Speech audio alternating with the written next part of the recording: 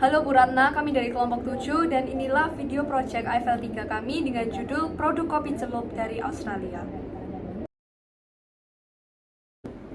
Yang pertama yaitu value preposition. Australia itu dikenal sebagai negara yang maju di mana mayoritas penduduknya sibuk bekerja dan berada di luar rumah.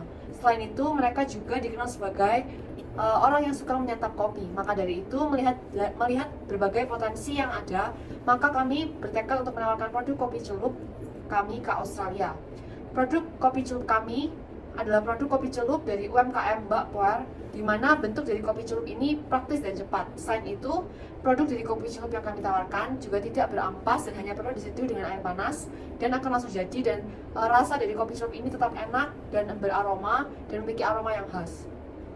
Produk yang kami tawarkan ini bisa dikategorikan sebagai produk yang efektif dan inovatif dalam segi waktu dan biaya karena tidak membutuhkan waktu yang lama untuk membuat kopi yang enak. Selanjutnya, customer segment. Yang pertama, secara geografis. Secara geografis, Australia ini terletak di kawasan Asia Pasifik sehingga dikategorikan menjadi lokasi yang strategis sehingga mampu untuk berdaya saing dengan perkembangan yang lebih cepat dibandingkan negara lain. Lalu yang kedua ada sisi demografis. Orang Australia ini rata-rata memiliki pendidikan yang tinggi dan standarnya itu sangat tinggi. Kebanyakan dari mereka itu bekerja kantor dan mereka itu kebanyakan full di kantor sehingga mereka itu mengantuk karena akan menghadiri banyak rapat. Sehingga kopi celup kami ini cocok untuk dikonsumsi para pekerja kantor, ditambah lagi rasanya yang enak dan akan membugarkan tubuh dan jiwa dan raga, sehingga kopi celup ini cocok untuk Australia dalam segi demografis. Lalu untuk psikologi, Australia ini rakyatnya ini cenderung rajin dan selalu bekerja untuk mencari uang dan mencari pasar baru. Mencari pasar baru dan bekerja ini bisa menjadi sarana pendapatan sehingga kopi ini bisa berpotensi untuk diterima di pasar global. Lalu dalam segi perilaku, Australia ini memiliki kebiasaan untuk menghabiskan waktu bersama dengan orang-orang yang mereka cinta dan orang-orang terdekat melalui di kafe atau di toko kopi, sehingga kopi celup kami yang kami tawarkan ini bisa kami jual di kafe-kafe dan toko kopi di Australia dengan harga yang lebih murah dan rasanya tetap enak dan sama seperti kopi-kopi kafe pada umumnya. Lalu kesimpulannya, produk kopi celup ini yang kami tawarkan sesuai dan cocok di pasar Australia sehingga produk yang kami tawarkan ini sangat berpotensi tinggi untuk diterima karena target pasar utama kami adalah orang-orang muda yang produktif yang umurnya sekitar 15-45 tahun yang masih bersekolah dan bekerja, di mana kopi menjadi salah satu minuman yang paling mereka cari dan mereka butuhkan untuk sekolah dan bekerja, di mana kebanyakan dari mereka itu membutuhkan kopi karena mereka merasa ngantuk dan lelah sehingga untuk membuat mereka berenergi mereka membutuhkan kopi. Tapi mereka ini ingin kopi yang cepat dan rasanya enak sehingga kopi yang kami tawarkan ini cocok di pasar Australia. Berikutnya adalah insight ekspor impor dari narasumber pelaku bisnis internasional. Nomor 1 adalah langkah awal eksportir, yaitu melakukan sales contract process, yaitu dokumen persetujuan antara penjual dan pembeli yang berisi syarat-syarat pembayaran barang yang akan dijual. Berikutnya, promosi yang mengirimkan surat permintaan komoditas kepada importir dan importir nantinya akan menanggapi melalui oversheet. Memberi surat pesanan kepada importir dan menyiapkan surat kontrak jual beli dan akan ditandatangani kedua pihak dalam bertransaksi. Kedua, proses ekspor dari Indonesia ke luar negeri. Perencanaan ekspor seperti jenis produk apa yang mau diekspor, ke negara mana, menyiapkan SKR surat keterangan asal dan surat pemberitahuan ekspor. Menyiapkan dokumen legalitas usaha seperti SIUP, NPWP, dan NIK.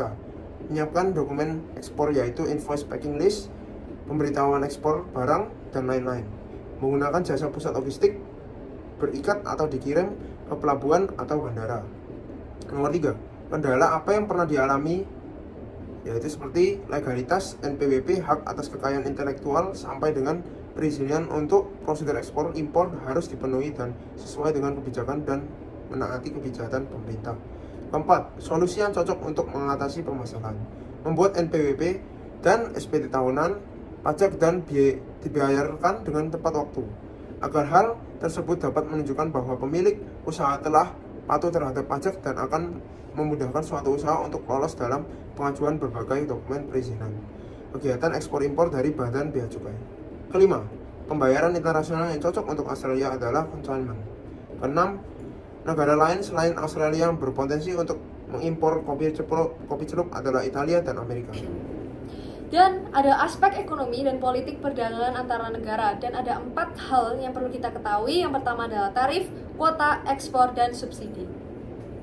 Yang pertama adalah tarif. Tarif adalah pajak yang dikenakan pada kegiatan impor suatu barang dari negara lain. Dan jika dikaitkan dengan pengeksporan kopi ke Australia, tarif yang dikenakan oleh pemerintah Australia terhadap kopi yang diimpor dapat memberikan pengaruh pada harga jual kopi di pasar Australia. Dan jika tarif ini ditetapkan itu rendah, maka harga jual kopi di pasar Australia akan cenderung lebih terjangkau dan Indonesia akan lebih mudah untuk mengekspor kopi ke negara Australia dan sebaliknya. Yang kedua adalah kuota. Kuota adalah batasan jumlah barang yang boleh diimpor masuk ke dalam suatu negara dalam periode waktu tertentu. Dan jika dikaitkan dengan pengeksporan kopi ke Australia, jika pemerintah Australia memberikan kuota kopi yang boleh masuk di Indonesia baik jumlahnya berapapun, maka jumlah kopi yang diekspor ini akan dibatasi dan tidak boleh melebihi batasan kuota itu. Dengan ini, jika kuota yang ditetapkan itu sedikit, hal ini bisa menjadi hambatan untuk meningkatkan ekspor kopi dari Indonesia ke Australia. Dan yang ketiga adalah ekspor. Ekspor adalah kegiatan untuk mengeluarkan barang dari suatu negara ke negara lain. Dan pemerintah Indonesia harus memastikan bahwa proses pengeksporan kopi ke negara Australia ini dilakukan secara efisien dan efektif. Hal ini bisa dari segi perizinan ekspor, pengemasan, transportasi, dan juga asuransi. Dengan semua ini, pemerintah Indonesia juga harus memperlihatkan apa yang dibutuhkan oleh pasar Australia terkait dengan jenis dan kualitas kopi yang dibutuhkan dan dapat diterima di lidah masyarakat Australia. Dan yang terakhir yaitu yang keempat, subsidi. Subsidi adalah bantuan yang diberikan oleh pemerintah kepada produsen, bisa berupa uang atau mungkin keringanan pajak, supaya produsen itu bisa meningkatkan produksi dan daya saing produk dalam pasar global. Dan subsidi ini bertujuan untuk meningkatkan kualitas dan juga kuantitas kopi yang akan diproduksi supaya bisa bersaing juga di pasar global dan tidak kalah dengan negara lain. Namun pemberian subsidi bisa memberikan kontroversi dan terkadang kali dianggap sebagai bentuk distorsi perdagangan yang kurang adil. Kemudian untuk transaksi moneter antar negara dan penetapan alat tukar globalisasi. Transaksi moneter merupakan sebuah transaksi yang terjadi pada sektor moneter atau transaksi yang selalu berkaitan dengan pembayaran terhadap transaksi yang terdapat pada current account seperti dalam perdagangan internasional, investasi maupun transaksi unilateral.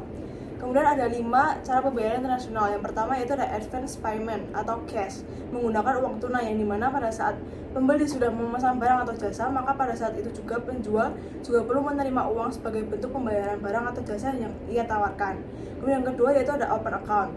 Importer tidak akan melakukan transaksi pembayaran apapun sebelum importer menerima terlebih dahulu barang yang dikirim eksportir maupun sebelum waktu pembayaran yang telah ditentukan sebelumnya. Kemudian yang ketiga yaitu consignment atau konsiasi, di mana eksportir akan menerima bayaran ketika barang yang mereka tawarkan sudah terjual habis atau bayaran yang diterima sesuai dengan banyaknya barang yang sudah terjual.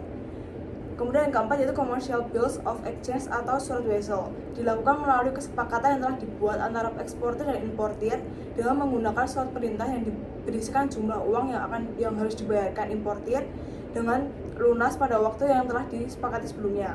Kemudian yang terakhir yaitu letter of credit, di mana pembayaran syarat kredit oleh importir yang disertai dengan surat jaminan atau transaksi ekspor impor antar negara yang dikeluarkan oleh pihak bank. Kemudian untuk cara pembayaran internasional yang kami pilih yaitu metode yang sesuai yaitu consignment yang nantinya metode tersebut akan dipermudah oleh perjanjian kerjasama antara Indonesia dan Australia melalui IACEPA yang menunjukkan komitmen Australia untuk terus saling bekerjasama dengan Indonesia untuk mendorong peningkatan kualitas kemitraan antar dua negara agar kedua negara tersebut dapat saling memanfaatkan kelebihan dan produktivitas masing-masing negara untuk mempermudah peningkatan ekonomi. Keuntungan yang didapat melalui metode ini, pertama, eksportir dapat memperluas pasar mereka tanpa perlu mengeluarkan biaya pelayanan dan biaya promosi yang besar, karena produksi kopi celup dititipkan kepada pihak penjual atau importir yang akan membantu menjual produk tersebut. Sedangkan dari pihak importir juga akan merasa diuntungkan karena dapat menjual produk kopi tersebut dengan meningkatkan harga dari harga sebelumnya sebagai keuntungan yang dapat mereka ambil. Kemudian, hal yang mendorong penggunaan metode ini, pertama itu banyaknya penggunaan instrumen pembayaran kartu kredit, kartu debit maupun e-money di Australia, yang dimana Australia merupakan negara yang memiliki tingkat penetrasi internet yang cukup tinggi dengan persentase 88,2%, bahkan persentase rekening bank pun sudah mencapai angka 98,9%. Kemudian hal yang mendukung lainnya yaitu adanya kebijakan antara Reserve Bank of Australia dan dengan Bank Indonesia, yang telah menyepakati akan menggunakan mata uang lokal masing-masing negara dalam kegiatan perdagangan yang telah dilakukan oleh kedua negara. Sehingga setiap eksportir tidak perlu khawatir terhadap resiko perubahan kurs atau nilai mata uang suatu negara. Sekian dari presentasi kami, terima kasih.